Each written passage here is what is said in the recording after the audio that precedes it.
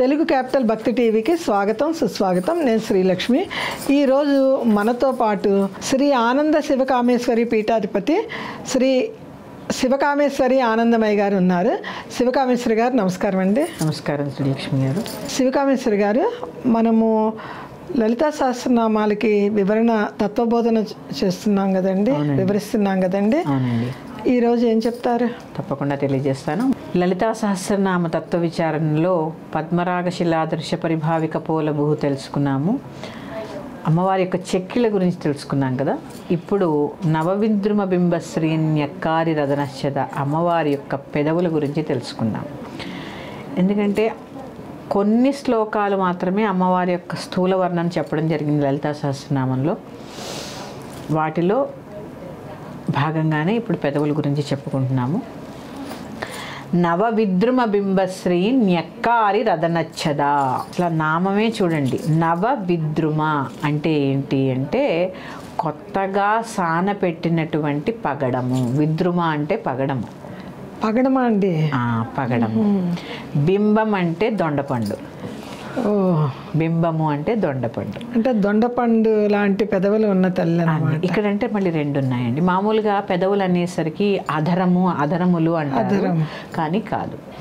పై పెదవిని ఓష్టము అంటారు, కింద పెదవిని అధరము అంటారు.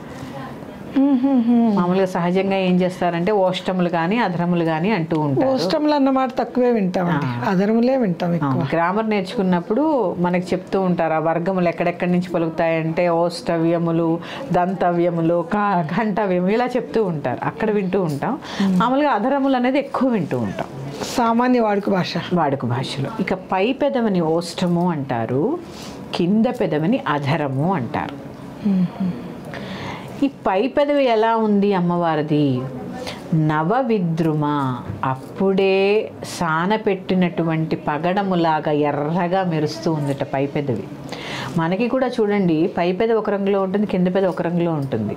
రెండు ఈక్వల్గా ఎక్కడో తప్ప ఉండదు, ఎక్కడ సహజంగా ఉండదు. ఒకటి డార్క్ ఉంటుంది, ఒకటి లైట్ ఉంటుంది ఎప్పుడు. పై పెదవి ఏమో పగడము, కింద పెదవి ఇంకా అసలు పగడం కన్నా ఎర్రగా ఉంటుంది కదా దొండపండు. అవునండి. కింద పెదవి ఎలా ఉంది? దొండపండు వలె ఉంది. బింబము అంటే దొండపండు. ఇక్కడ మళ్ళీ నవ వాడారు చూసారా, నవ విద్రుమ బింబశ్రీ. అది రెండిటికి మళ్ళీ ఒడిగిపోయిన దొండపండు కాదు అక్కడ. పండే కొత్తగా వచ్చిన పండే దొండపండే పండిపోయింది. అతని లోపల రంగు ఎలా ఉంది? నవవిద్రుమ బింబశ్రీ న్యక్కారి రదనచ్చద. ఇంతటి ఎర్రదానాన్ని కూడా న్యక్కారి, తిరస్కారి, ఇవన్నీ ఏంటంటే తిరస్కరించబడినది అని అర్థం అనమాట. ఈ యొక్క ఎరుపుని కూడా తిరస్కరించేటటువంటి రంగు పెదవులకు ఉందట అమ్మవారికి. నవవిద్రుమ బింబశ్రీ న్యక్కారి రదనచ్చద. ఈ నామాల కంటే ఈ నామాల్లోనే ఉందండి అంతా. ఇక్కడ పెదవులు మూసామనుకోండి, చద అంటే తెర అని అర్థం. తెర. రదనచ్చద అంటే వాక్ తెర. అంతేగా, మూస్తే మనం మూసితే వాక్ తెర. మాట్లాడేటప్పుడే పెదవులు తెరుచుకుంటాయి. అవునండి. అప్పటి వరకు మూసి ఉన్నప్పుడు ఏమవుతుంది? అమ్మవారిది వాక్ తెర అంటారు దాన్ని. రదనచ్చద అంటే వాక్ ఏంటంటే రదన చద, వా తెర, వాక్కు యొక్క తెర. ఆ యొక్క రంగుని చెప్పడం బాగుంది. ఆ యొక్క పగడాన్ని, దొండపండుని తిరస్కరించేటటువంటి ఎర్రదనం పెదవులకు ఉంది అని చెబుతూనే ఇక్కడ ఏంటి? మూసేస్తే తెర, తెరిస్తే వాక్కు. అంతే కదండి. మూసేస్తే బంధించబడుతుంది, మూసేస్తే తెర, తెరిస్తే వాక్కు. ఇక్కడంతా ఏం చెప్తున్నారంటే అమ్మవారి యొక్క వాగ్భవకూటం గురించి చెప్తున్నారు. ఆ వాక్ ఇంకా వచ్చేవన్నీ చూడండి ఎలా ఉంటాయో, అన్నీ ఇక్కడి నుంచి ఇక్కడికి సంబంధించినవే చెప్తున్నాం కదా మనం. ఈ యొక్క వాగ్భవకూటం అమ్మవారి యొక్క జ్ఞానం గురించి చెప్తున్నారు. వాగ్భవకూటం అంటే ఎవరెవరు ఉంటారు? వసిన్యాది వాగ్దేవతలతో సహా కొలువై ఉంటారు. అమ్మవారి యొక్క జ్ఞానాన్ని చెప్తున్నారు. ఆ జ్ఞానకూటం గురించి చెప్తున్నారు. ఇక్కడ ఇలా చెప్తున్నప్పుడు రెండు పెదవులని కలిపేటప్పుడు కలిపి చెప్పేటప్పుడు రదనచ్చద, పెదవుల తెర, ఆ పెదవుల యొక్క తెర రదనచ్చద అంటే ఎలా ఉన్నాయి, చక్కగా మూసి మనలాగా ఎప్పుడు పడితే అప్పుడు నవ్వు పిచ్చి పిచ్చి వాటలు ఏముండవు. ఎందుకంటే జ్ఞానం గురించి చెప్తున్నారు ఇక్కడ. ఆవిడది జ్ఞానవంతమైన వాక్కులే తప్ప ఏమీ ఉండవు, ఏమీ రావు. జ్ఞానానికి సంబంధించినది అవసరము అనుకుంటేనే మితభాషిణిగా ఉన్నదనమాట. జ్ఞాన స్వరూపిణి కదండి, స్వరూపిణి కదా, ఇంకేమిటి. అందుకే ఇక్కడ ఉంది రదనచ్చద అంటే న్యక్కారి. చూడండి ఆ పదాలే చూడండి, తిరస్కారి.